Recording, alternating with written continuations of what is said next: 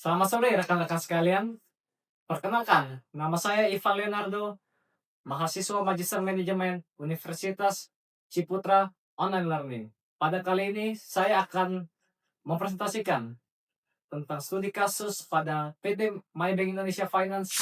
Dalam industri multi finance, tujuan strategis biasanya berfokus pada percepatan penetrasi pasar melalui digitalisasi operasional dan ekspansi ke pembiayaan berkelanjutan seperti melakukan pembiayaan ke mobil listrik atau EV. Beberapa strategik objektif yang dilakukan oleh perusahaan seperti instant approval credit yang bisa dilakukan dalam satu hari. Hal ini dilakukan untuk meningkatkan kecepatan layanan dan pengalaman nasabah sehingga proses pengajuan menjadi lebih praktis dan kompetitif. Nomor 2, perusahaan juga melakukan benchmarking terhadap kompetitor seperti KKB BCA dan PT BCA Finance. Hal ini dilakukan untuk membandingkan kinerja, layanan, dan strategi guna meningkatkan daya saing dalam industri. Selanjutnya, perusahaan juga melakukan pengembangan penetrasi pasar baru seperti pembiayaan syariah. Selanjutnya, rekan sekalian, saya akan menjelaskan tentang capabilities for change pada PT Maybank Indonesia Finance. Selanjutnya, saya akan menjelaskan strategic proses pada PT Maybank Indonesia Finance. Apa itu strategic proses? Proses ini bukan sekedar instruksi satu arah, melainkan praktik strategi yang dinamis. Dalam hal ini, ada beberapa poin yang saya highlight pada PT Maybank Indonesia Finance, seperti menutup delta, mengidentifikasi kesenjangan atau delta antara ambisi direksi dengan realitas di daerah, seperti transfer knowledge di cabang yang ada di daerah. Dalam hal ini, proses strategis melibatkan sinkronisasi antara fungsi penjualan yang lebih mengutamakan target dan fungsi manajemen risiko yang menjaga kualitas aset. Komunikasi yang intens antara kedua fungsi ini mencegah terjadinya silo yang menghambat perubahan. Selanjutnya saya akan membahas tentang campaign team.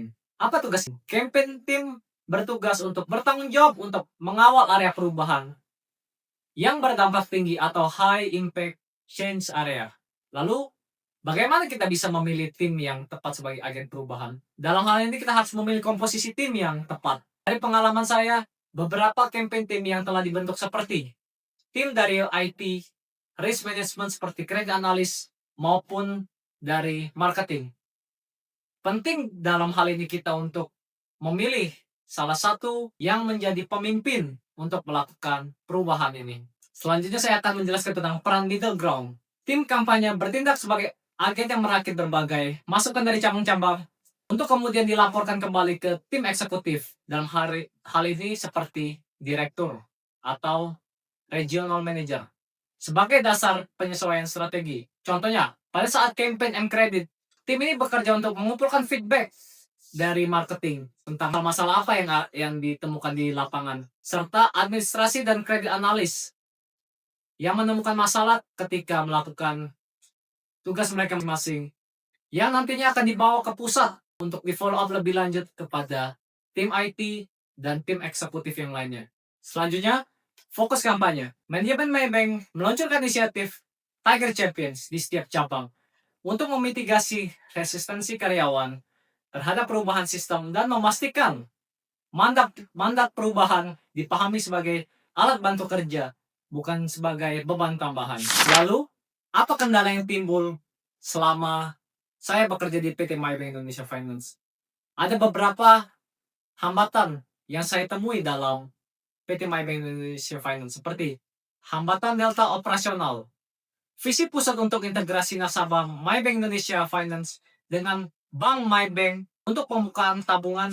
Selanjutnya, silo antar fungsi. Ketidakselarasan antara target agresif tim marketing dengan parameter risiko yang ketat dari tim credit risk di kantor pusat seringkali menciptakan kemacetan proses di level manajer menengah. Usulan rekomendasi perbaikan. Rekomendasi strategik proses. Ada beberapa rekomendasi yang bisa saya berikan, seperti pemberdayaan manajer menengah sebagai strategis. Bagaimana itu bisa terjadi? Yaitu ketika kita bisa mengubah peran kepala cabang dari sekedar pelaksana menjadi agen yang strategis. Berikan mekanisme umpan balik dua arah. Implementasikan forum rutin di mana manajer menengah dapat melaporkan delta secara jujur kepada tim eksekutif, sehingga kebijakan dapat segera disesuaikan sebelum terjadi kegagalan implementasi yang luas. Selanjutnya saya akan mengidentifikasi high impact change area. Ada beberapa strategi yang bisa dilakukan, seperti transisi peran ke konsultan kredit. Bagaimana itu bisa terjadi? Kita bisa mengubah pola pikir tim lapangan dari sekedar pencari data menjadi konsultan solusi pembiayaan. Selanjutnya adalah integrasi sales risk communication.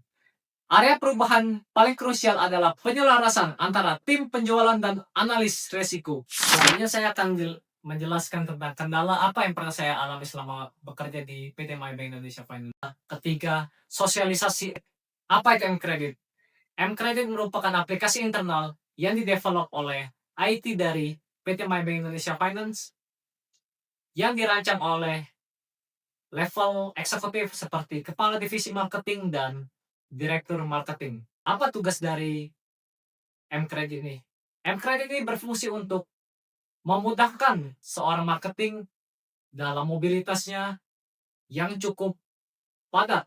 Lalu apa kendala yang terjadi? Sosialisasi yang terlalu cepat membuat hambatan pada implementasi di staff marketing.